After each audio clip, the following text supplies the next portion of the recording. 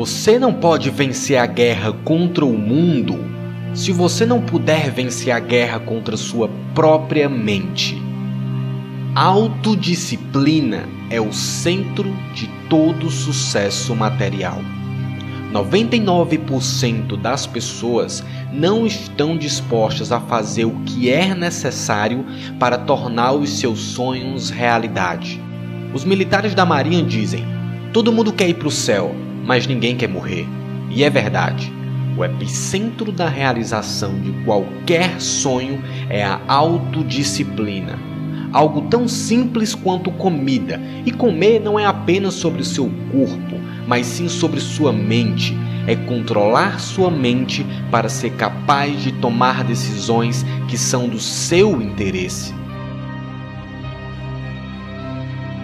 That a lot of people are just trying to change a lot of times. Like I just did a podcast on habits, right? How to be able to adopt new habits and also delete and get rid of, break bad habits, right?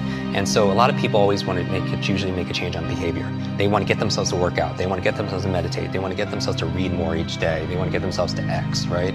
Or they want to stop some behavior. They want to stop smoking. They want to stop eating this food. They want to stop.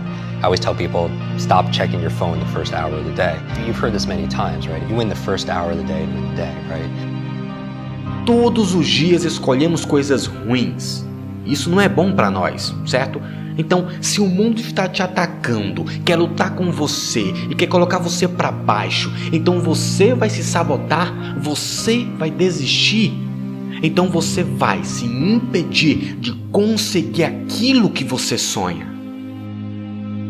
When I want to transform or transcend or make a real positive change, I'm looking at all the other areas of ourselves. So I'm looking at, for example, our environment. Are people setting up their environment to win? So change doesn't just happen at this level of behavior, but what you have to change the environment. So for example, if you want to stop eating a certain food, it helps to be able to have not have that food in your home, right? So you change the environment. Na vida, todos nós devemos sofrer uma das duas dores: a dor da disciplina ou a dor do arrependimento. A única coisa que eu te peço é: escolha com sabedoria. Portanto, não importa o que você está tentando alcançar na vida, algo crucial é fazer acontecer, e fazer acontecer de forma sistemática, construindo o caráter. E isso está associado a fazer acontecer de maneira sistemática, e isso requer que você se torne disciplinado.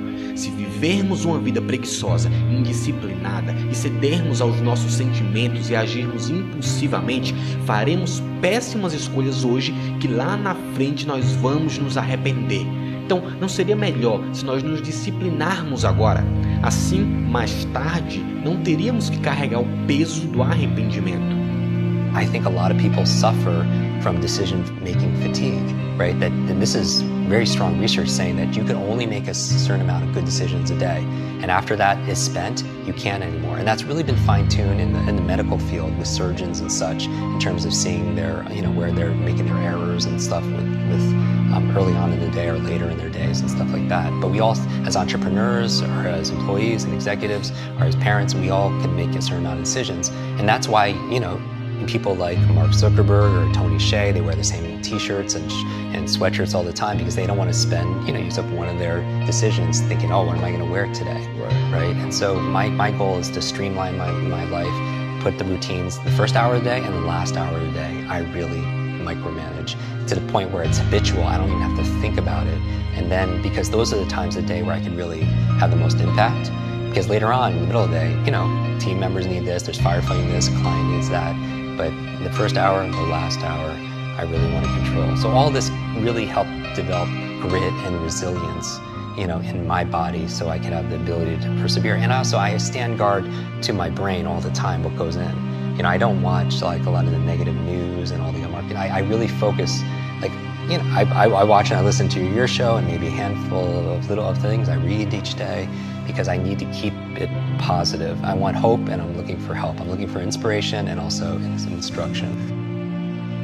Self-discipline is the definition of self-love. When you say that you love yourself, that means that you have behavior towards yourself that is loving. It's like you say to yourself, hey man, look, I know you want to eat that pizza and it'll be really good, but I can't let you eat that, man, because if you eat that pizza, you're gonna feel like shit. I love you too much to let you eat that.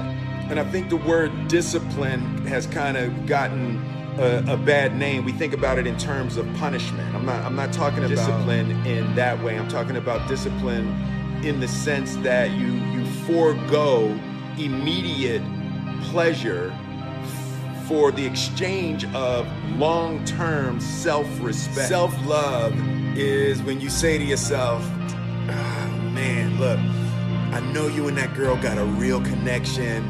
I know y'all vibe, but that's your girl's cousin. So I love you too much to let you do that. Self-love is, hey, look, I know you got a test on Monday, you know. And I know you really want to go out with your friends. It's Saturday night, you want to go out, but if you fail that test, you're not going to feel good about yourself.